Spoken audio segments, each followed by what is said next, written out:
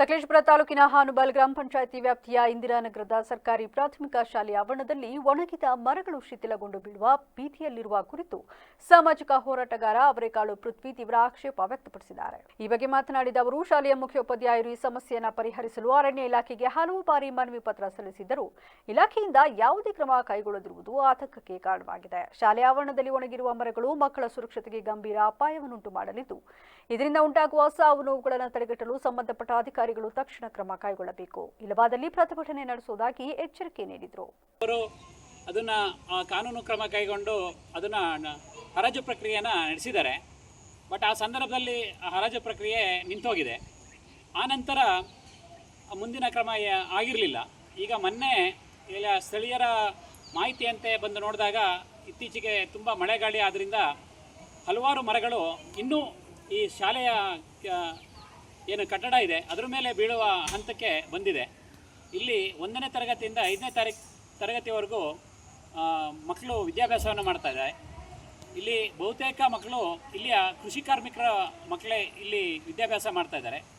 ಈ ಯಾವುದೇ ಸಂದರ್ಭದಲ್ಲಿ ಈ ಮರಗಳು ಮೇಲೆ ಏನಿದೆ ಅಕೇಶಿಯ ಮರಗಳು ಶಾಲೆಯ ಕಟ್ಟಡದ ಮೇಲೆ ಬಿದ್ದು ಸಾವು ನೋವು ಆಗುವ ಸಂಭವ ಅಂತೂ ತುಂಬ ಗ್ಯಾರಂಟಿ ಇದೆ.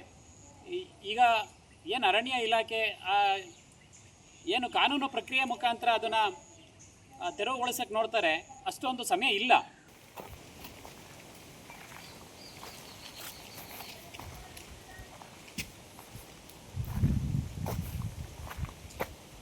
ಇಲ್ಲಿಯ ಮಕ್ಕಳ ಶೌಚಾಲಯ ಸಹ ಇದೇ ಅಪಾಯಕಾರಿ ಮರಗಳ ಅಡಿಯಲ್ಲಿದೆ. ಇಲ್ಲಿ ಮಕ್ಕಳು ತಮ್ಮ ಜೀವನ ಕೈಲಿ ಹಿಡಿದುಕೊಂಡು ಶೌಚಾಲಯಕ್ಕೆ ಹೋಗಬೇಕಾದಂಥ ಪರಿಸ್ಥಿತಿ ನಿರ್ಮಾಣ ಆಗಿದೆ.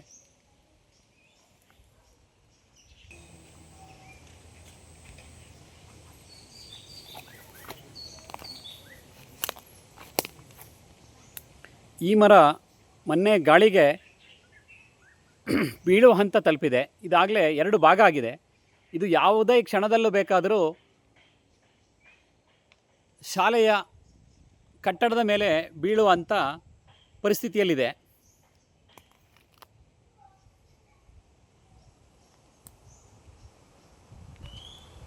ನಿನ್ನೆ ಸುರಿದಂತಹ ಮಳೆ ಹಾಗೂ ಗಾಳಿಗೆ ಈ ಅಕೇಶಿಯ ಮರ ಕೆಲವಾರು ಬಿದ್ದಿದೆ.